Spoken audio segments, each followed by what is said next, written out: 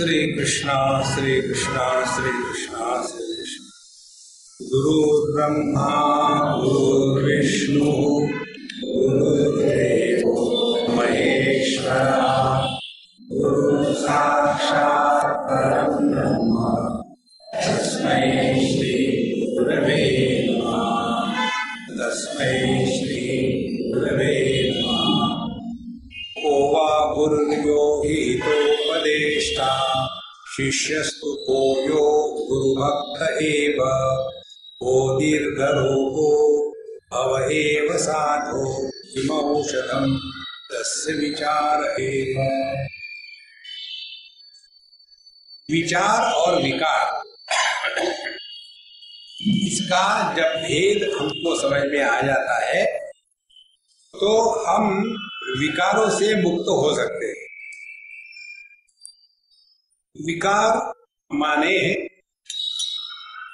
हमारा मन जगत के साथ संबंध रखने के बाद जो रिएक्शन करता है उसको विकार कहते हैं, और हमारा मन जगत के साथ व्यवहार करते समय जब रिस्पॉन्ड करता है तब उसको विचार।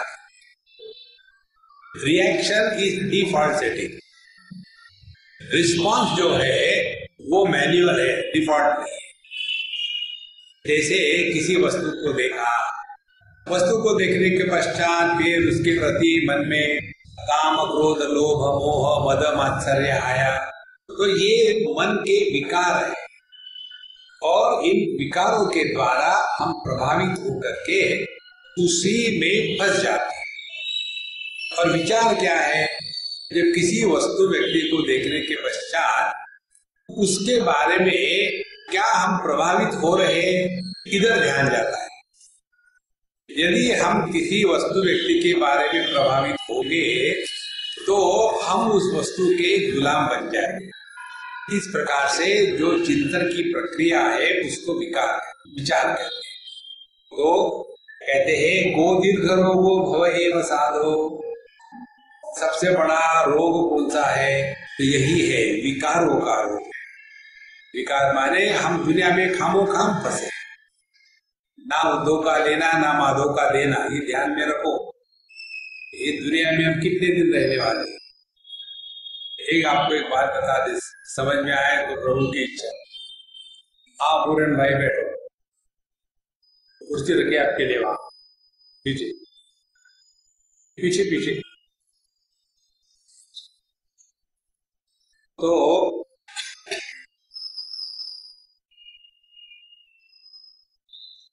हमको जब हम कहीं भी चले जाते हैं वैकेशन के लिए, समझो आप चले गए स्विट्जरलैंड चले गए वैकेशन, या बाली चले गए, कहाँ भी चले गए, वहां जाने के बाद वहां जब हम वैकेशन के लिए आए हैं तो वहां हमारा व्यवहार कैसा होता है? जितने पैसे लाए हैं उसका पहले बजट है, इस वैकेशन में इतने पैसे उड़ाने हैं। वैकेशन में पैसे बचाने के लिए थोड़ी जाते, उड़ाने के लिए जाते। और समझो आपको 8 दिन का रहना है, वहां इतना बजट है, तो जब पैसे उड़ाते तो आदमी सोचता नहीं, ध्यान देता है मन की प्रसन्नता की तरफ। और जो इंडियन होगा वो जाकर के एयरपोर्ट पर, एक बार हमको कोई सज्जन मिले थे लंदन में, तो बोले साहब जी कॉफी पीते हैं क्या? पीते हैं, फ्री मिलती है तो पीते हैं, पैसे देके नहीं।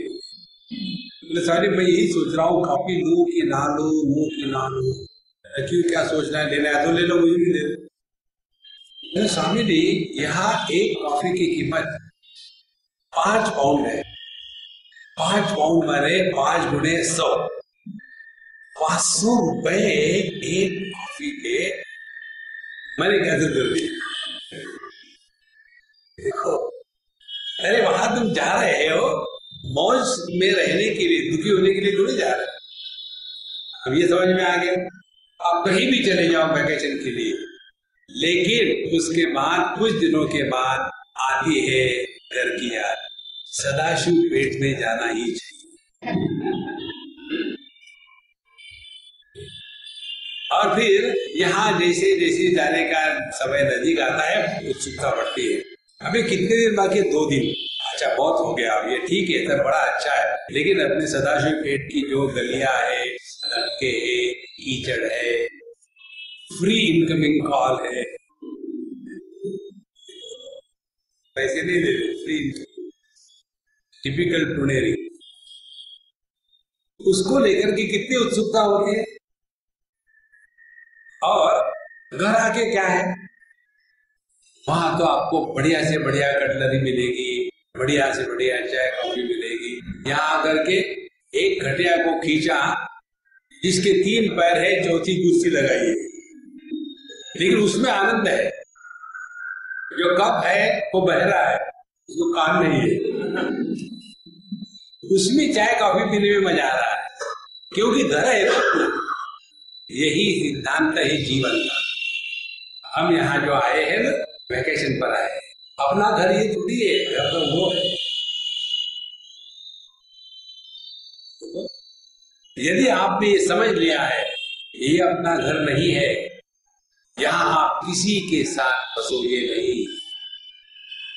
वो जैसे यहाँ सोनाली के यहाँ आए हम, जब हम आए तो बड़ी खुश थी। जैसे जैसे एक दिन बढ़ता जाता है उसकी खुशी बढ़ती है, और आखिरी के दिन वो इतनी खुश हो जाएगी, थैंक गॉड स्वामी जी गए। इस दुनिया में हमको हमेशा के लिए नहीं रहना, इसको ध्यान में रखो, फिर रहो मौज में। फिर हमको ऐसे लगता है कि हम यहाँ इटर्नली रहने के लिए आए। जब स्वयं होकर के त्याग करने का सिद्धांत समझ में आएगा तो त्याग का दुख नहीं होता। उदाहरण ले लो, समझो किसी ने मुझे 1 करोड़ रुपए दिए, उदाहरण है, देना मत, घबराना मत। अरे बाप रे स्वामी जी, मेरे मुझे तो नहीं कह रहे। किसी ने 1 करोड़ स्वयं होकर के दिए, उसको खुशी होगी ना कि मैंने स्वामी जी को इतने रुपए दिए। और किसी ने आपकी जेब काट ली, उसमें से केवल 50 रुपए गए, तो दुख होगा ना। तो जो स्वयं होकर के त्याग होता है वह आनंद का अनुभव देता है, और जो जबरदस्ती से त्यागा जाता है वो दुख का अनुभव देता है। यही विचार करना है। इसीलिए कि मोक्षधम तस्य, इस भवसागर का औषध क्या है? एक ही विचार है। विचार करोगे, हम विचार कहां करते हैं? हम आर्ग्यूमेंट करते हैं। विचार करने वाला व्यक्ति कभी भी विक्षेपित नहीं होता। विचार करने वाले व्यक्ति को नींद ठीक आती है। विचार करने वाला व्यक्ति निगेटिव थिंकिंग नहीं करता। विचार इज ए पॉजिटिव फैक्ट। किम भूषणात् भूषणमस्ति शीलम, तीर्थम परम किम स्वमनो विशुद्धम, किमत्र हेयं कनकं च कान्तां, श्राव्यं सदा किम गुरुवेद वाक्यम। अब अगले प्रश्न है, किम भूषणात् भूषणमस्ति शीलम, सबसे बड़ा भूषण क्या है? भूषण माने जिसके द्वारा हम अपने सौंदर्य को बढ़ाने का प्रयत्न करते हैं। ये जो ज्वेलरी की एडवर्टाइजमेंट आती है ना बड़े बड़े बोर्डों पर, उस पे लड़की को दिखाते हैं, उस लड़की के शरीर पर कपड़े नहीं होते, केवल आभूषण होते। ऐसा विचित्र लगेगा वो, लेकिन उनको वही लगता है कि ये बड़ा सुंदर आभूषण है। तो असली भूषण है जीवन का वह शीलम। शील का तात्पर्य है, जब हमारे, ध्यान से सुनना, हमारे अंतःकरण में अपने ही क्रिया कर्मों के द्वारा एरोगेंस और गिल्ट, अभिमान या गर्व और ग्लानि, ये 2 बातें निर्माण नहीं होती, तब हमारा शील ठीक है। मनुष्य को सबसे दुख देने वाला दुनिया का कोई व्यक्ति नहीं है। सबसे दुख देने वाला है अपना ही मन। इस मन में यह गर्व और ग्लानि, ये ऐसे भयानक है कि इसी के कारण आदमी दुखी रहता है। तो शील का तात्पर्य है हमें अपने करने पर, अपने रहने पर, अपने होने पर तिरस्कार न हो। मैंने क्यों किया ऐसा? इसीलिए किम भूषणात् भूषणमस्ति शीलम। तो इसका तात्पर्य क्या निकला? योगिनः कर्म कुर्वन्ति संगम त्यक्त्वा आत्मशुद्धये। तात्पर्य ये निकला है कि हम यदि आध्यात्मिक जीवन जीना चाहते हैं तो हर एक कर्म के द्वारा हमारे अंतःकरण को शुद्ध होना चाहिए। और अंतःकरण की शुद्धि का तात्पर्य है जिस अंतःकरण में राग द्वेष का प्रभाव नहीं है वह अंतःकरण शुद्ध है। ध्यान से सुनना, राग द्वेष का कोई कारण नहीं होता।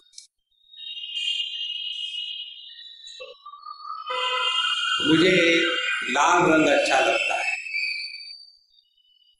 पति कहता है, पत्नी कहती है मुझे पीला रंग अच्छा है। अब दोनों, तुमको लाल रंग क्यों अच्छा लगता है? क्यों, क्या लगता है? लगता है अच्छा, कारण थोड़ी है उसका कोई। तुमको पीला क्यों अच्छा लगता है? वैसे ही लगता है। ध्यान से सुनना, किसी भी राग के लिए, लाइकिंग के लिए, द्वेष के लिए, डिसलाइक के लिए कोई भी कारण नहीं होता, कोई कारण नहीं। एक व्यक्ति को बैंगन अच्छा लगता है, दूसरे को बैंगन का नाम लेने से गुस्सा आता है। तो क्या कारण है? कुछ कारण। तो यह जो राग द्वेष है जिसके पीछे कोई कारण नहीं है, यही हमारे जीवन को चला रहा है। अब हम कहते हैं हम बड़े इंटेलिजेंट हैं, जिस राग द्वेष का कोई कारण नहीं, कोई लॉजिक नहीं, कोई रीजन नहीं है, वही हमारे जीवन को चला रहा है। तो अंतःकरण की शुद्धि क्या हो गई कि जो भी हम जीवन जी रहे हैं वो योग्य है कि अयोग्य है, यह विचार है। हमको अच्छा लगता है या अच्छा नहीं लगता है, ये विकार है। तो राग द्वेष के प्रभावित होकर के चलना यह अंतःकरण की अशुद्धि है। तो योगिनः कर्म कुर्वन्ति संगम त्यक्त्वा आत्मशुद्ध है। तो पहला अंतःकरण की शुद्धि का तात्पर्य है राग द्वेष से प्रेरित होकर के न चले। अब इसी अंतःकरण की शुद्धि का दूसरा अर्थ ये है, हमारे मन में राग द्वेष नहीं है लेकिन हमारा मन बड़ा चंचल है, किसी भी एक वस्तु पर विषय पे टिकता नहीं है। नहीं, क्योंकि हमने अपने मन को कोई ट्रेनिंग ही नहीं दिया। देखो, हम लोग मन के द्वारा काम करते हैं। जैसे जप करते हैं आप लोग, तो जब कैसा करते हैं, हाथ की माला ले ली और थैले में डाल करके और शुरू हो गया हरे राम राम राम हरे हरे, हरे कृष्ण कृष्ण, और वो नंबर पूरा करने में फंसे। और जब समय कम होता है, नंबर पूरा करना है, तो फिर हम लोग उस मंत्र का एसएमएस भेज देते भगवान, जय के जय के जय के जय के जय के जय, जय श्री कृष्ण का विवेक है जय। जब हो रहा है ये मन के द्वारा काम करना है, हमको मन पर काम करना है। We have to work on the mind, not by the mind. अब मन पर काम करना है तो कैसे काम करना है? Now we start working on our mind. तो देखना है कि हमको अपने मन को भगवान के नाम में 5 मिनट के लिए लगाने का समय है, उससे ज्यादा समय नहीं। नेवर माइंड, 5 मिनट बहुत हो गए। अब केवल 5 मिनट भगवान का नाम लो।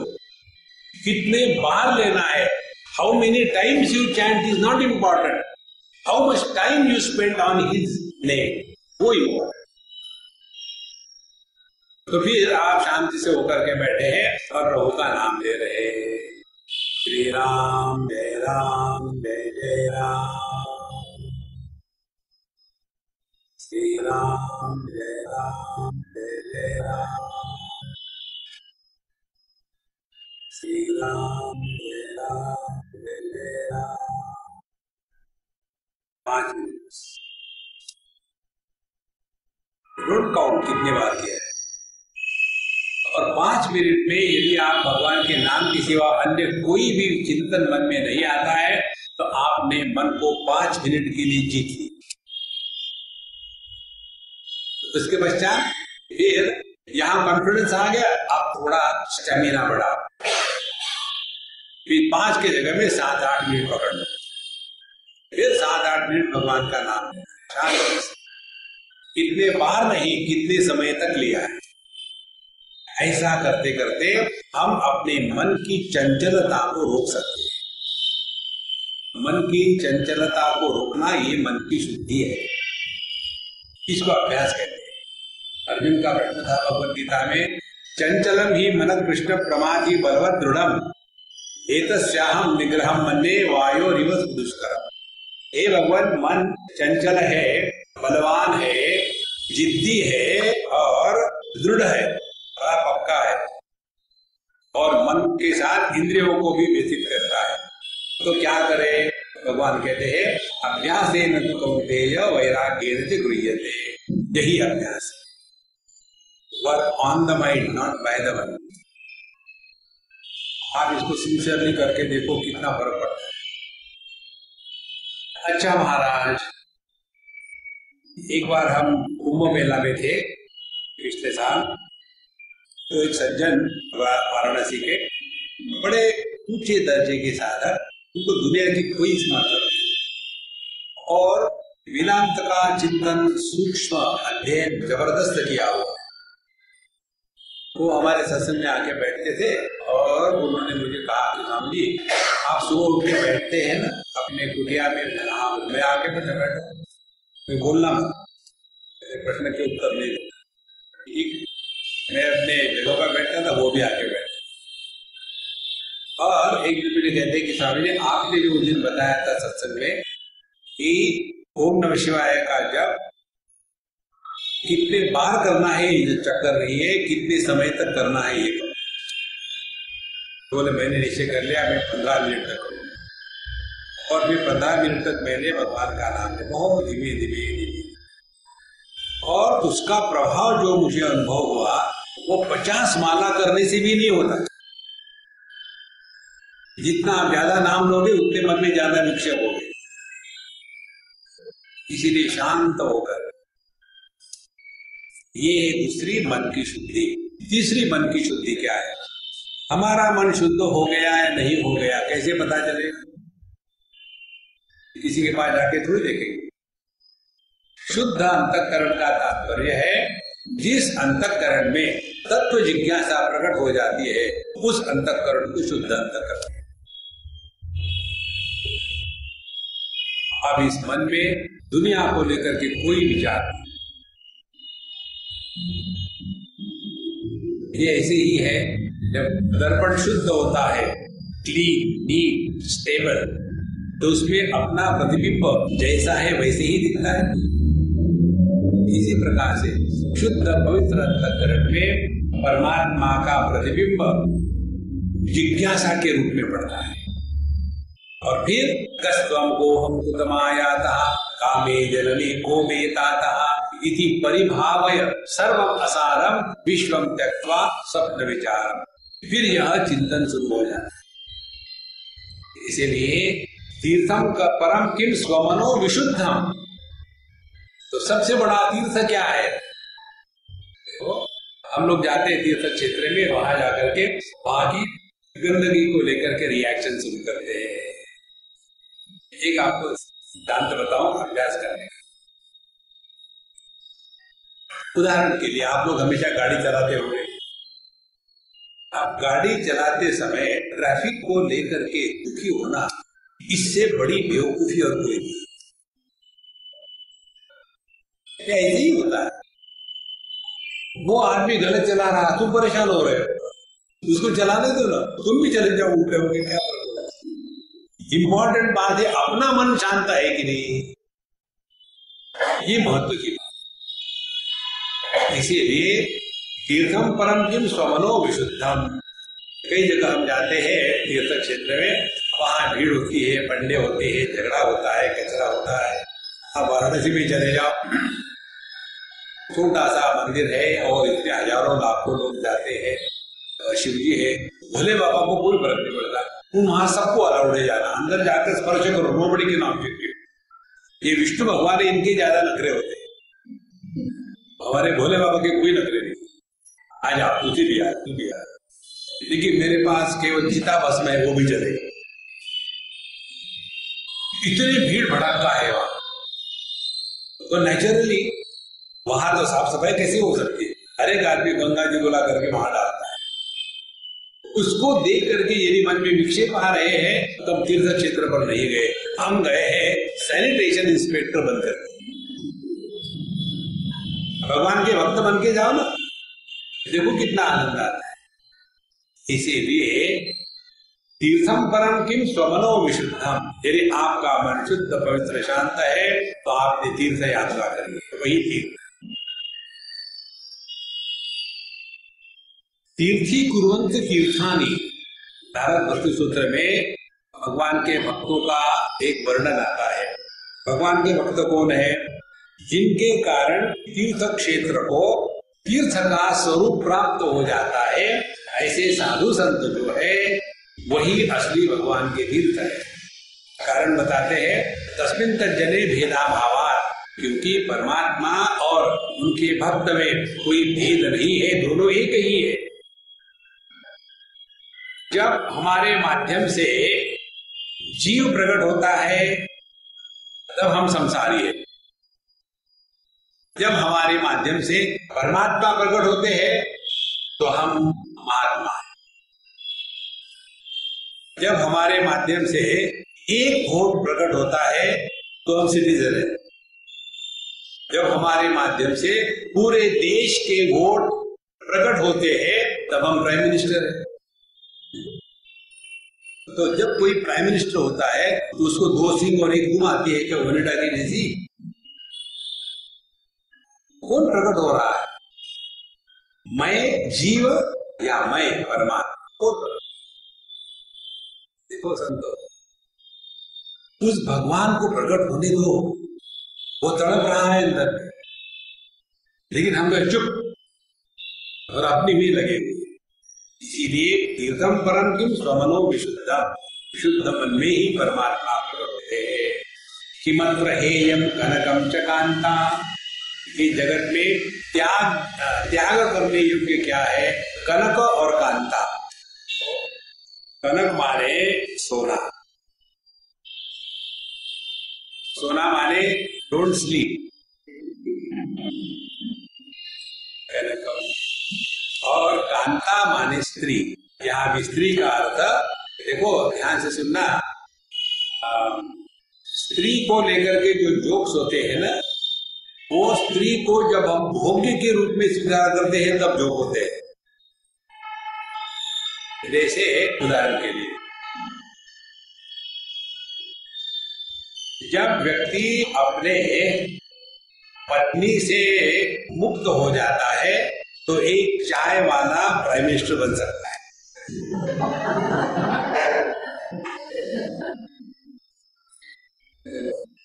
और जब एक पत्नी को परेशान करने के लिए पति नहीं होता तो पूरे देश को परेशान करती है।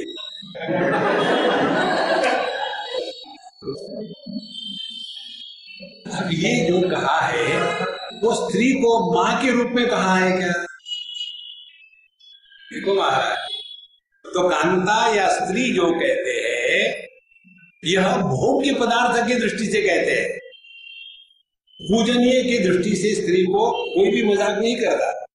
तो यहां जो कहते हैं हेयम च किम कनकम च कांता, तो कनक माने पैसे के पीछे लगे रहना जिंदगी भर, और कांता माने भोग में लगे रहना। तो अर्थ और काम, मनुष्य के जीवन के 4 पुरुषार्थ बताए जाते हैं: अर्थ, काम, धर्म और मोक्ष। तो जीवन में हम क्या चाहते हैं? पैसा कमाओ। अच्छा, पैसा कमाया, फिर पैसा किसलिए? पैसे के लिए है क्या? नहीं, भोग के लिए है। और इन दोनों पर अब कोई नियंत्रण नहीं। कितना पैसा कमाते जाओ, कमाते जाओ, कितना भोग करते जाओ, व्हाट नेक्स्ट? और ये करते करते आदमी का एक आध दिन मन अपने आप को काटने लग जाता है। और जब मन काटने लग जाता है तब आदमी सोचता है मैंने इतना पाप किया, क्या किया, अब क्या करूं। फिर हम लोग मंदिरों में जाते हैं, सत्संग में जाते हैं और वहां पता चलता है कि ये जो पाप किया है इसके कारण जगत में तुमको दुखी होना पड़ेगा अगले जन्म में। फिर हमारे जीवन में धर्म का पुरुषार्थ प्रकट हो जाता है। तो धर्म क्या है? अपने अर्थ और काम इन पर नियंत्रण रखने वाली जो पद्धति है उसको धर्म कहते हैं। तो पैसे खूब कमा लेकिन धर्म के अनुसार, भोग खूब करो लेकिन धर्म के अनुसार। ऐसा जब व्यक्ति करेगा तब धीरे धीरे भोग से तृप्ति होकर के व्यक्ति विरक्ति को प्राप्त हो जाता है और फिर उसके मन में मोक्ष पुरुषार्थ प्रकट है। फिर वो तत्व के चिंतन में लग जाता है। इसीलिए पहले ये दो पुरुषार्थ जो है अर्थ और काम, इसको हमने ज्यादा महत्व नहीं देना है।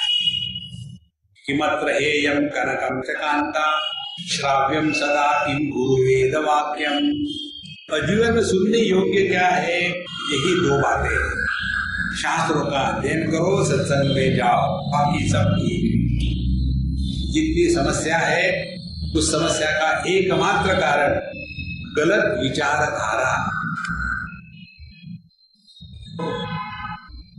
मुझे आज ही में कोई ईमेल रिप्लाई कर रहा था, उसमें लिखा कि स्वामी जी अब मुझे कोई समस्या नहीं है, ये मैं हिम्मत से लिख रही हूँ क्योंकि मुझे पता चला मेरे समस्या का कारण बाहर कहीं नहीं था।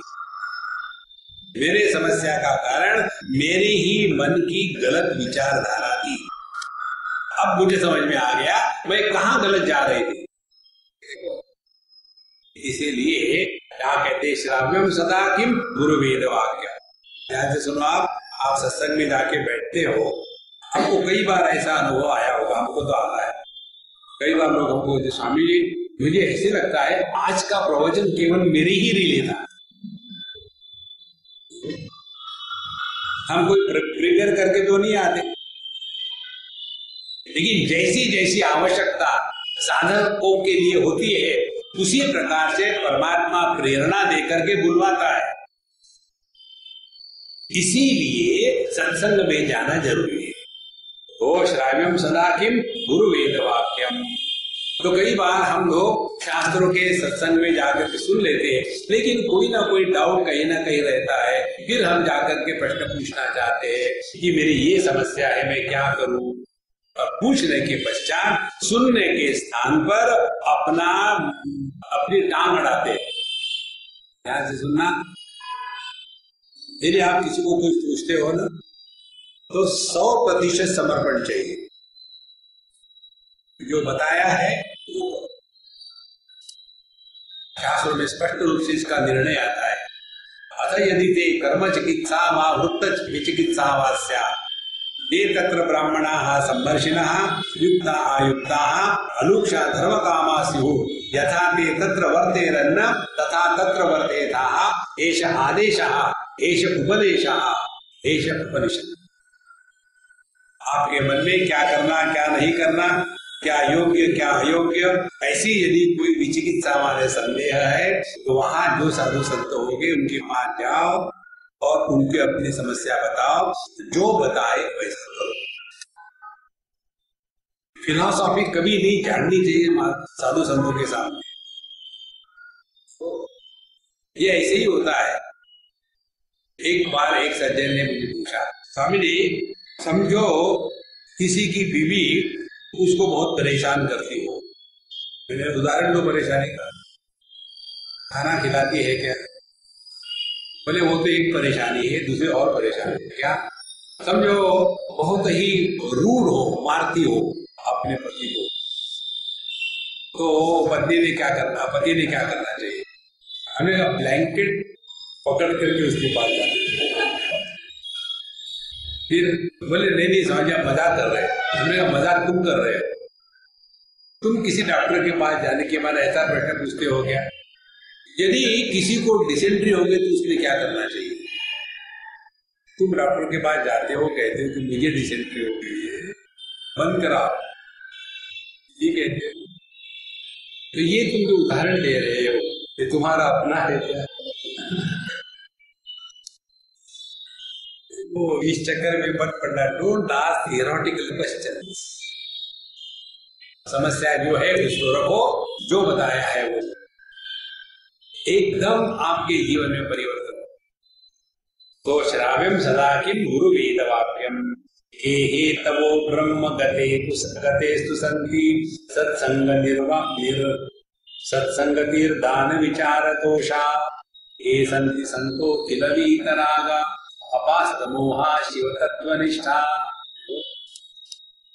हे हेतवः सन्ति ब्रह्म गतेः, परमात्मा के प्राप्ति के क्या उपाय है? हेतु माने कारण, उपाय। ब्रह्म गतेः, ब्रह्म गति माने परमात्मा की प्राप्ति। परमात्मा के प्राप्ति के क्या क्या उपाय हो सकते हैं यह बताते। पहला उपाय सत्संगति, नंबर 1। दूसरा दान, तीसरा विचार, तोष, चौथा। सत्संग में हम जाते हैं तो हमारी जो गलत धारणाएं हैं उन पर प्रहार होता है। भगवान शंकराचार्य का जो ग्रंथ हम सब जानते हैं भजगोविंदम के नाम से, उसका एक नाम और है और वो नाम है मोह मुद्गर।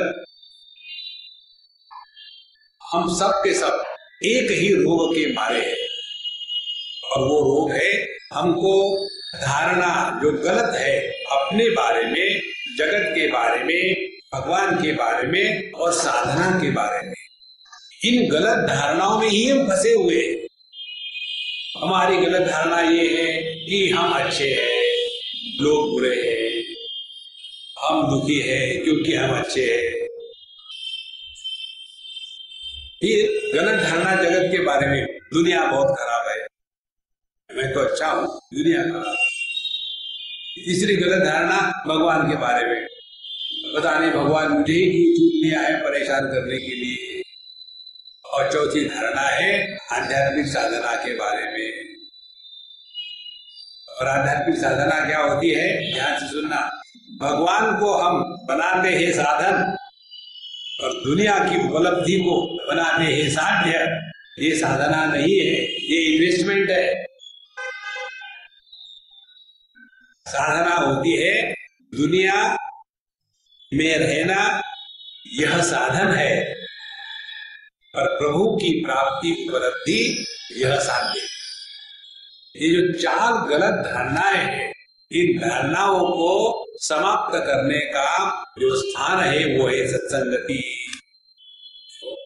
इसीलिए परमात्मा की प्राप्ति के साधन क्या है? पहला साधन है सत्संगति। सत्संगत्वे निस्संगत्वम, निस्संगत्वे निर्मोहत्वम, निर्मोहत्वे निश्चरतत्वम, निश्चरतत्वे जीवन। यही गोविंदम। आपके यही मुझे याद है, बहुत पुरानी बात है। सबसे पहले मैंने सदाचार इस ग्रंथ पर प्रवचन पुणे में ही किया और उस समय एक सज्जन शाम को सत्संग में आते थे, सुबह नहीं आते थे। पता नहीं कौन थे, मुझे किसी याद नहीं रहे। उन्होंने मुझे कहा कि स्वामी जी आप ये सुबह का सत्संग दोपहर को क्यों नहीं लेते? मुझे बड़ी हंसी आई। क्यों हंस रहे? जोक जो मारते हो तो हंसूंगा नहीं। बोले क्या, मैं सीरियसली आपको कह रहा हूँ। मैंने कहा सुबह का सत्संग शाम को कैसा ले सकता हूँ? बोले मैं चाहता हूँ सत्संग को आने के लिए, लेकिन मेरा नियम है सुबह मैं पर्वती पर वॉक करने के लिए जाता हूँ और लोग मुझे देख करके अपनी घड़ी ठीक करते हैं। इतना मैं पंचो पिछले 35 साल से मैं रोज जा रहा हूं। फंस गए। उनको ये विवेक नहीं है पैदल चल के वहां जाना और सत्संग, इन दोनों में मूल्यवान क्या है? देखो संतो, इतने बार वहां गए, लोगों की घड़ी बिगड़ गई, तुम्हारा क्या फर्क पड़ेगा? अपना दिमाग बिगड़ रहा है, उनको नहीं देख रहे। तो संतो, ये विवेक होना चाहिए। सबसे महत्व की बात जीवन में यदि कोई है तो सत्संग। सब कुछ छोड़ दो, सत्संग दो। ऐसा कहते हैं कि 100 चीजें छोड़ करके नहाना चाहिए, 1000 चीजें छोड़ करके खाना चाहिए, और सब कुछ छोड़ करके सत्संग करना चाहिए। तब जाकर के गलत धारणाएं ठीक होगी। तो जब तक ये गलत धारणाएं ठीक नहीं होगी, आप कितना भी कुछ भी करो, कुछ फर्क नहीं होगी। तो परमात्मा के प्राप्ति की क्या है? पहले एक सत्संगति, दूसरी बात दान। अब दान से समझ लेना। दान यह जो हमारे शास्त्रों में बताया है, इसके 2-3 पहलू है। पहली बात यह है कि दान देने वाले से दान लेने वाला महत्व का होता है। दूसरी बात, दान देने वाले की जरूरत है दान देने की, लेने वाले की नहीं है। तीसरी महत्व की बात, दान देते हैं माने क्या करते हैं? जैसे हम भगवान के सामने जाकर के भोग लगाते हैं, यहां से सुनना है, बड़े सूक्ष्म बात है। तो हम चले गए चंदू हलवाई के पास, वहां जाकर के उसको क्या कहते? 1 किलो प्रसाद दो, उसको कहते 1 किलो मिठाई दो, मिठाई दे। फिर गए गणपति के मंदिर में, पंडित जी को कहा पंडित जी भोग लगा। पंडित जी ने माल निकाल लिया, तुलसी पत्र और 2 मूंगफली के दाने दे दिए, लो। अब जब आप किसी को दोगे तो क्या कहोगे? मिठाई खाओ कि प्रसाद खाओ?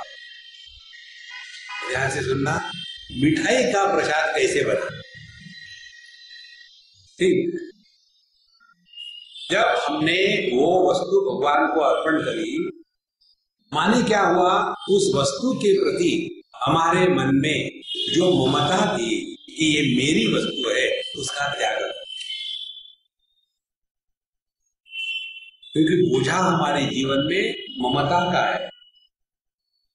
तो ये ट्रेनिंग है। तो भगवान के सामने वस्तु रख दी, अपनी ममता का त्याग कर दिया आपने भगवान। और भगवान परिपूर्ण है, भगवान में कुछ डाला नहीं जा सकता, उन्होंने भी स्वीकार नहीं किया। तो फिर वो वस्तु कहां गई? फिर वो वस्तु प्रकृति में चली गई। अब वो किसी की नहीं है। जो वस्तु किसी की नहीं होती वही पवित्र होती है और उसी को प्रसाद कहते हैं।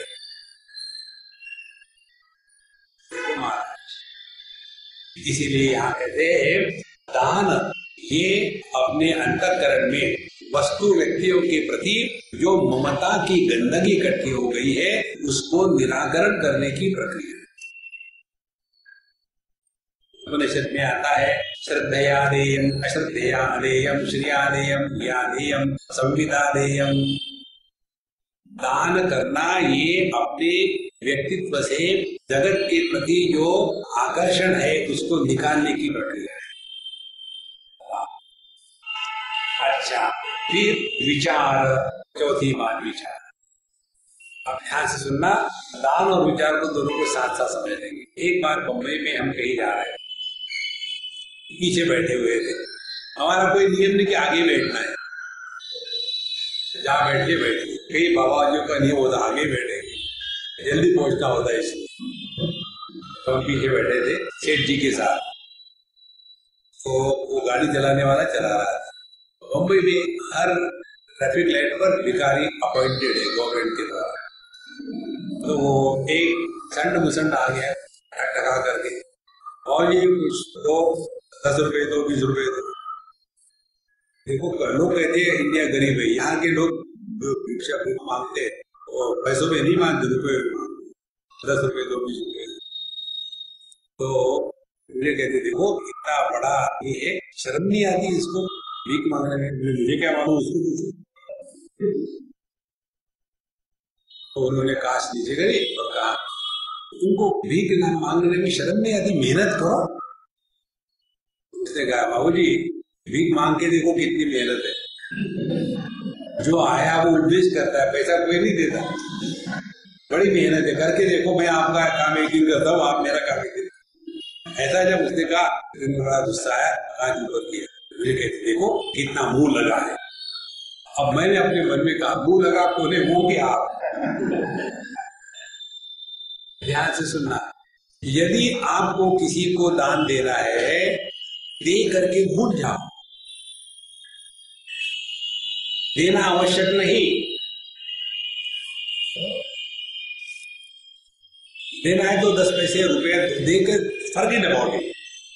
हमारे पंजाबी में एक कहावत है, नेकी कर पूरी बेटा,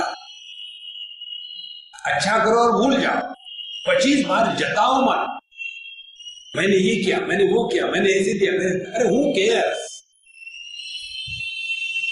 तो एक इसके बारे में आपको कहानी बताते हैं।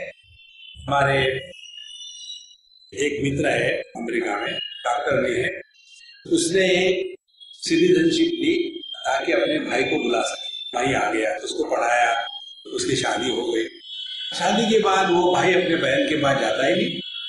तो उसकी बहन ने मुझे कहा कि स्वामी जी पता नहीं इसको क्या हो गया, मैंने उसके लिए ये किया, उसके लिए मैंने सिटीजनशिप ली, उसको यहाँ बुलाया, उसको यहाँ पढ़ाया, उसकी शादी यहाँ कराई, उसके लिए घर बनाया, और ये मेरे से बात नहीं करता।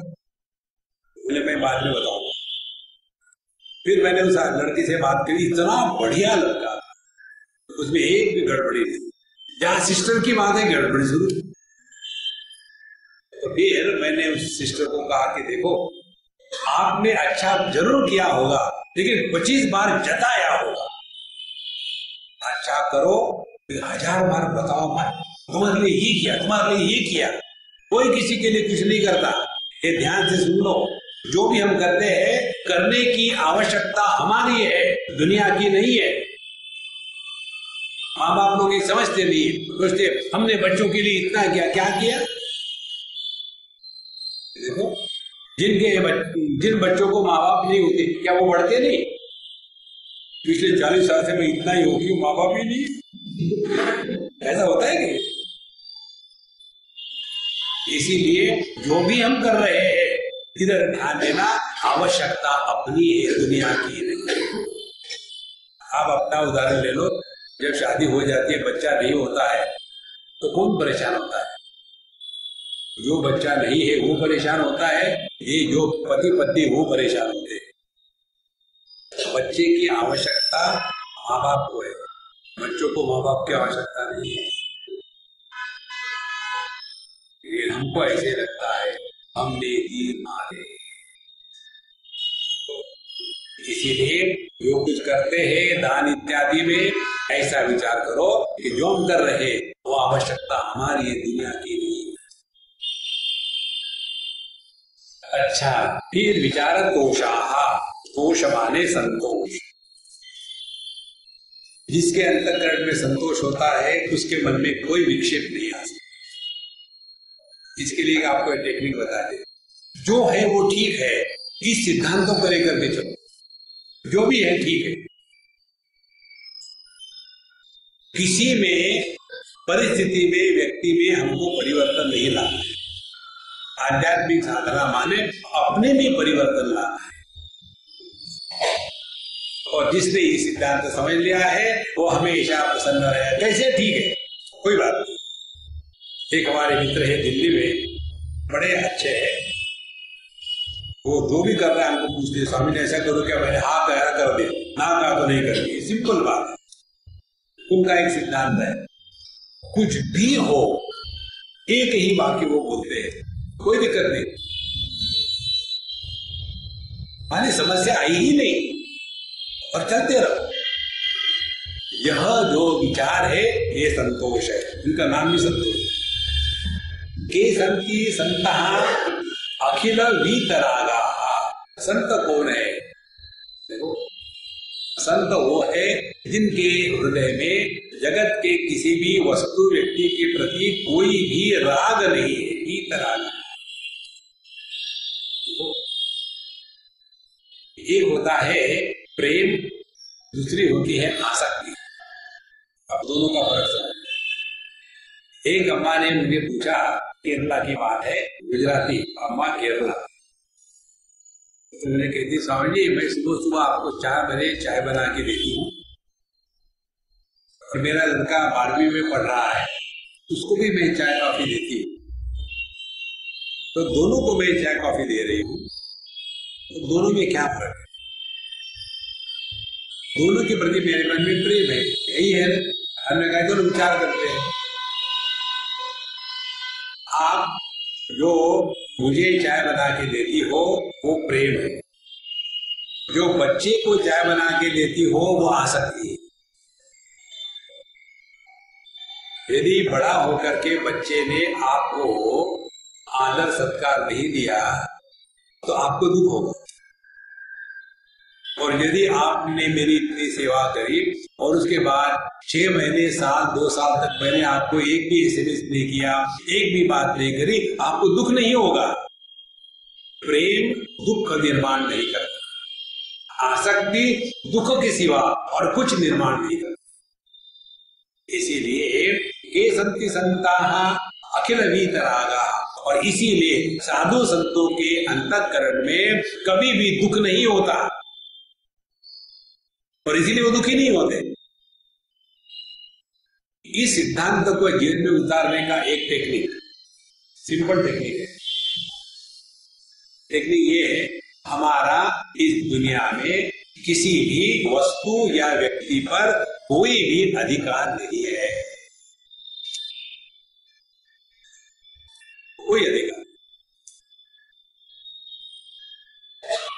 The day you write off all your rights, you will be at peace.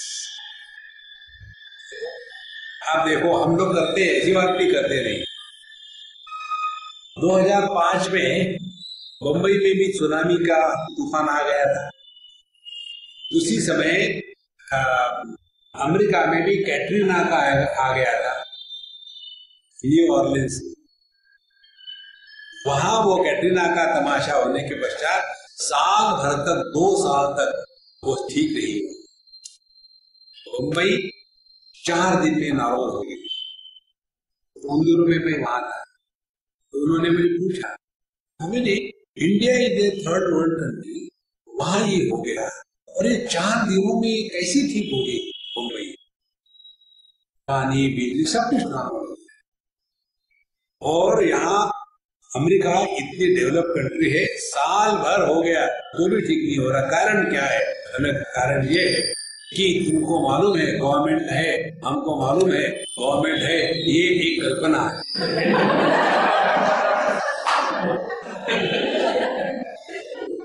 और इसीलिए हमारा गवर्नमेंट पर कोई अधिकार नहीं है। जहां आपने अपने अधिकारों का त्याग कर दिया, आप कंप्लेन करना बंद करोगे। यही है वीतरागा। एक हमारी कन्या, उसको हमारे साथ आना था युगांडा, तो मैंने कहा तुम अपना पासपोर्ट बना लो। तो जब ऐसा कहा तो वहां एक सज्जन थे, बोले स्वामी जी मैं इसको बना लूंगा। ठीक है, इसके पीछे लग जाओ। अब उसके पीछे वो लगी, 1 हफ्ता हो गया, दूसरा हफ्ता हो गया, तीसरा हफ्ता हो गया। हर बार वो बुलाता, आ जाओ कल आ जाओ, मैं ठीक कर दूंगा। वो बेचारे पहुंच जाती, फिर ओ मैं भूल गया, नहीं आज मैं बिजी हूँ। 4-6 बार धक्के दिए, अभी आओ, आ जाओ, कल आओ। जो व्यक्ति अपने शब्दों को रखता नहीं तो उसकी कीमत 0 हो जाती। तो उसने कहा कि स्वामी जी वो आदमी बहुत खराब है। रोने लगी। हमने पहले रोना लगा बंद करो, you can't dissolve me in tears, I am very concentrated. रोने से कुछ नहीं होता जीवन। फिर हमने कहा पहले ये बताओ तुम्हारे जीवन का लक्ष्य क्या है? आध्यात्मिक साधना, प्रभु की प्राप्ति। तो उसका पहला सिद्धांत ये है, तुम्हारा इस दुनिया में किसी पर भी कोई अधिकार नहीं है। उस व्यक्ति ने कहा मैं मदद करूंगा। ये क्या अधिकार का क्षेत्र है? जैसे वो कह सकता है मैं मदद करूंगा और वो मदद ना करे, दोनों ठीक है। Who are you to question? इसको कहते हैं वीतराग। तो वैराग्य का तात्पर्य बाबा जी बनना नहीं। वैराग्य का तात्पर्य है हमारा इस दुनिया में किसी पर कोई अधिकार नहीं। जिस दिन आप अपने अधिकारों का त्याग कर देते हैं, एकदम मौज में रहने से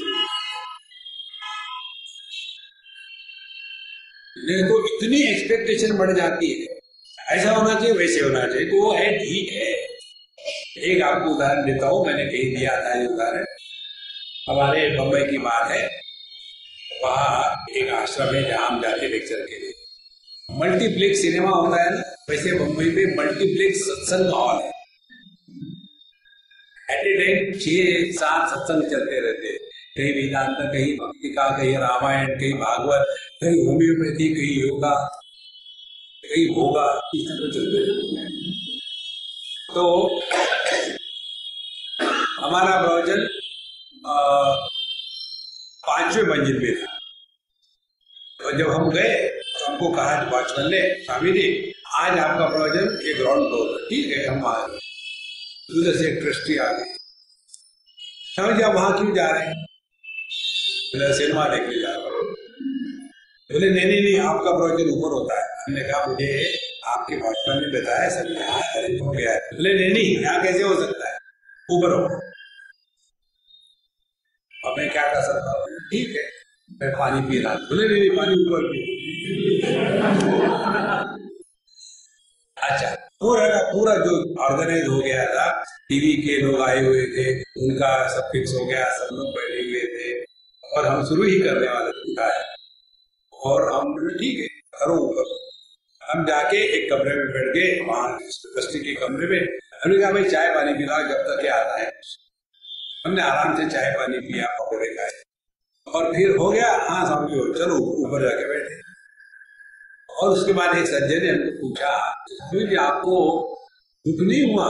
किस प्रकार से लोगों ने किया आपको, यहाँ से उठो वहां जाओ। हमने कहा देखो दुख तब होता कि जब कोई लाभ हानि होती है। ऐसा थोड़ी था कि ग्राउंड फ्लोर में बैठ करके लोग सुनने वाले थे और ऊपर जाकर के सुनेंगे नहीं, दोनों जगह नहीं सुनते, मुझे मालूम। तो फिर मैं क्यों बोल रहा हूं टाइम पास करने के लिए? मुझे कुछ नहीं चाहिए। इस सिद्धांत को ले लो संतोष जीवन में, हमारा किसी पर कोई भी अधिकार नहीं।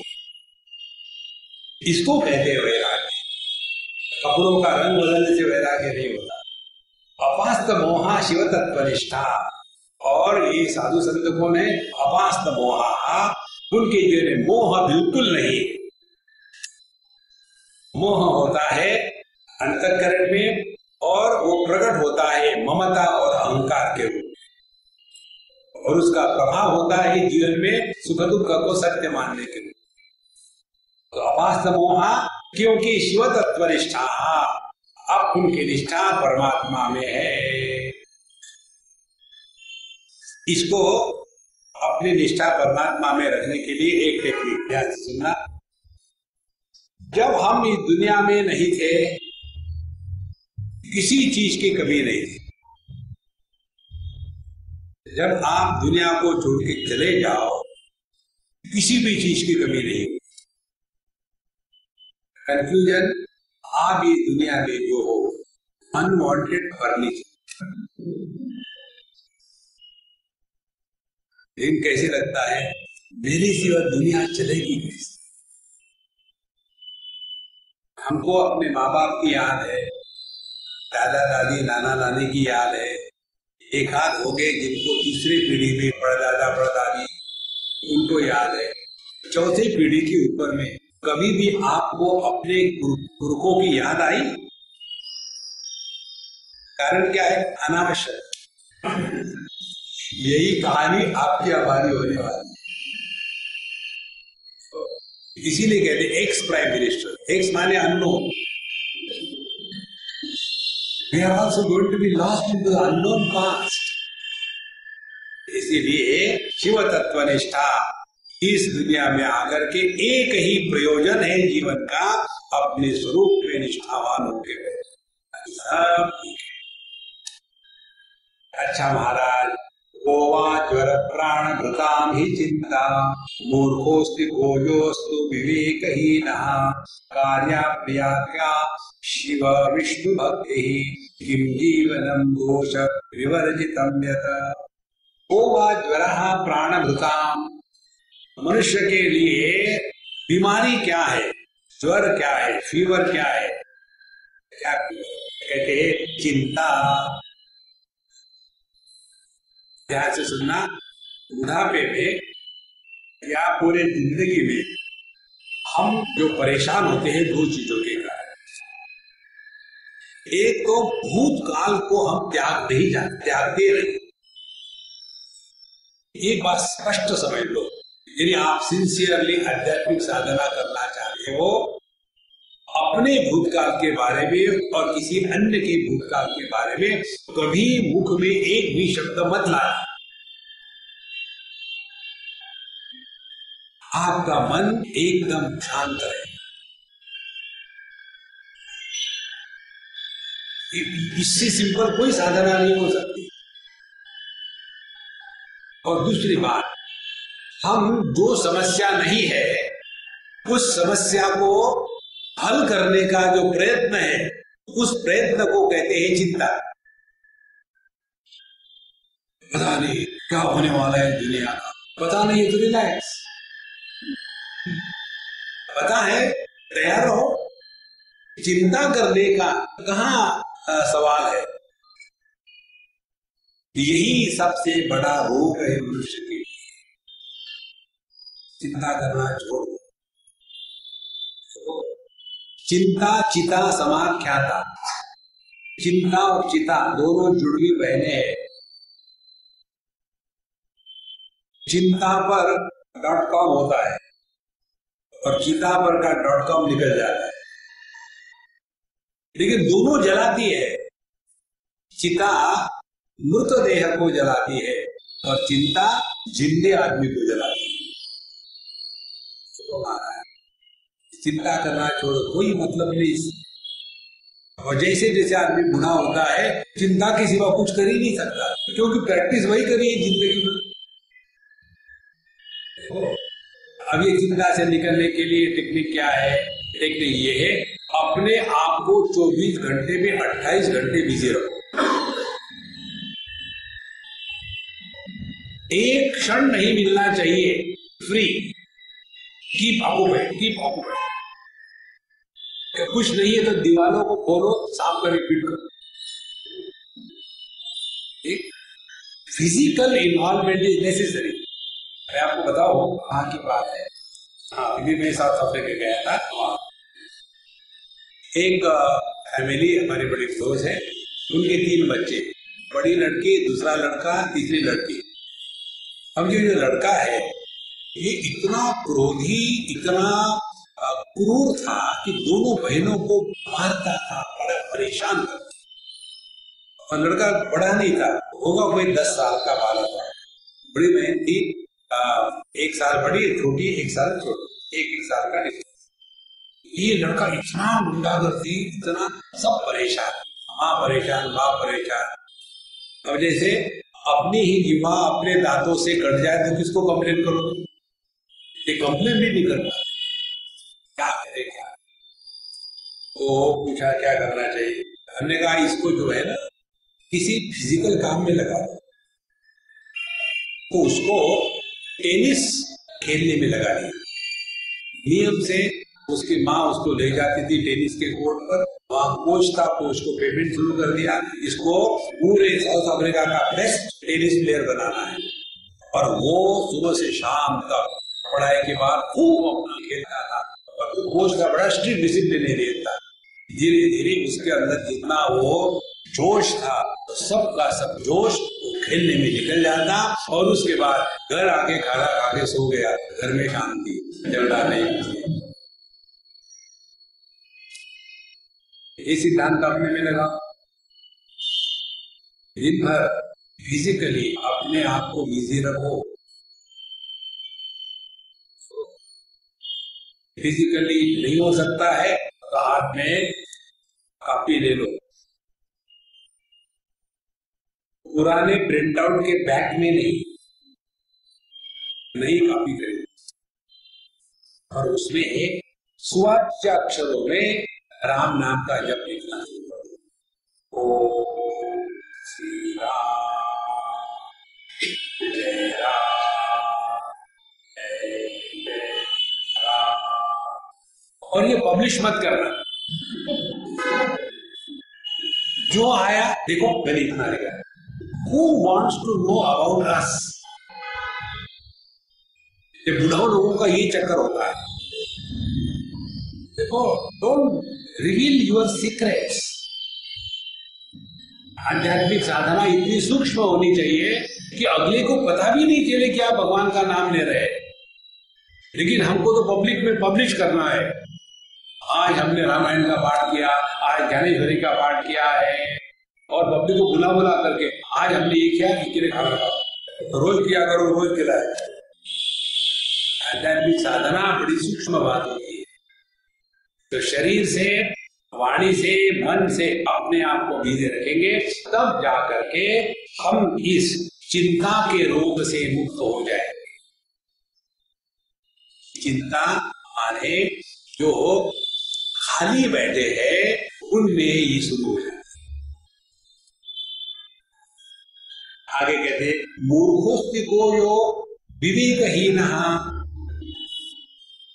जिस व्यक्ति में विवेक नहीं है वो मूर्ख है। ध्यान से सुनना, विवेक किसके बारे में? भिन्न भिन्न प्रकार का विवेक होता है। सांख्य का विवेक है जड़ चेतन विवेक।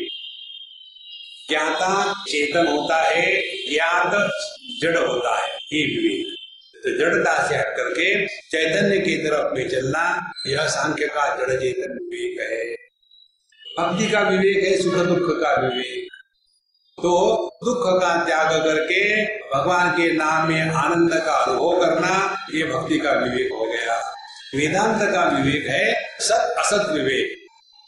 सत असत विवेक माने केवल सत्य मात्र है, असत कोई वस्तु है ही नहीं, माने परमात्मा मात्र सत्य है, बाकी सब मिथ्या है। इस प्रकार से किसी भी प्रकार से आप विवेक करो तो विवेक के द्वारा दो तीन बातें होती है।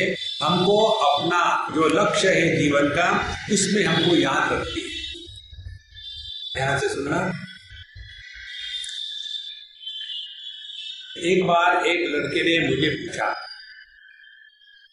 कहाँ की बात है, अहमदाबाद, कहता है स्वामी जी मैं लड़कियों के पीछे भागता हूं तो क्या खराब?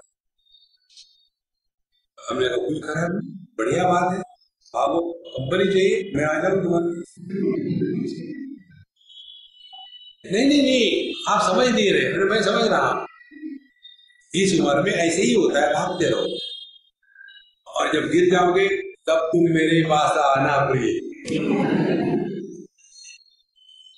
नहीं नहीं, आप समझ नहीं रहे। हमने कहा महात्मा जी समझ आप नहीं रहे, आपकी ये समस्या नहीं है। आपकी समस्या ये है कि जब आप कुछ पढ़ाई करने के लिए, कुछ करने के लिए बैठते हो तो आपका मन इधर उधर भटकता है, ये समस्या। हाँ, ये समस्या। अभी समस्या से हटने के लिए करें क्या? हटने के लिए एक ही है, जितना आपका लक्ष्य ऊंचा होगा उतनी छोटी मोटी चीजें अपने आप गिर जाती है।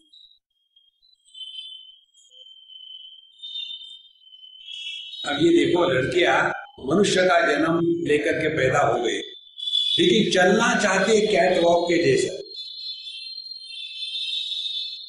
वो कैट वॉक को चलने के लिए लड़की को फिगर चाहिए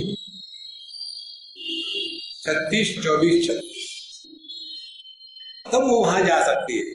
और हम लोग 64, 64, 64 ड्रम है। अब ये ड्रम को वहां कौन चलने देगा? उसको तो रोल करेंगे। ध्यान से सुनना, तो जिसको ये लक्ष्य है कि मुझे बेस्ट बनना है, मॉडल बनना है, उसको क्या करना पड़ेगा? खाना कितना खाना है, कितनी कैलोरी खानी है, कितनी एक्सरसाइज करनी है, लक्ष्य है। इसी प्रकार से यदि हमारे जीवन का लक्ष्य परमात्मा की उपलब्धि हो, परमात्मा की उपलब्धि माने हमेशा प्रसन्न रहना।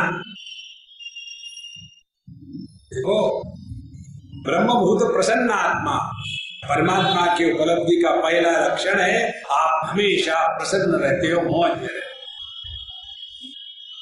यही जीवन का लक्ष्य रखो। चिंता करना अपने आप खत्म हो जाए। जब आदमी को चिंता करने की आदत पड़ जाती है ना, तो दूसरे आदमी को प्रसन्न देख करके और गुस्सा करता है। आपको क्या हो गया? बीवी बच्चे नहीं, कुछ नहीं। मूर्खोस्तिको यहाँ तू विवेकहीना कार्याप्रिया का शिव विष्णु भक्ति ही।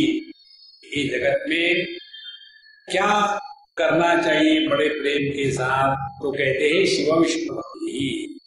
जीवन में भक्ति जरूर करनी है। ओ महाराज, भगवान की भक्ति 3 प्रकार से होती है। स्थूल देह को लेकर के भगवान के विग्रह की पूजा अर्चना करना, वाणी को लेकर के भगवान का नित्य निरंतर नाम लेते रहना, और मन को लेकर के भगवान के स्वरूप का चिंतन करते रहना। तो स्थूल देह को लेकर के स्थूल भक्ति, वाणी को लेकर के उसकी अपेक्षता में सूक्ष्म भक्ति, और उससे भी सूक्ष्म भक्ति है तत्व चिंतन में लगे रहना। जब हम तत्व चिंतन में लगे रहते हैं तो धीरे धीरे हम गायब हो जाते हैं। जैसे बर्फ का टुकड़ा पानी में पड़ा, थोड़ी देर तक हिलेगा हिलेगा हिलेगा, अब कब गायब हो जाएगा पता।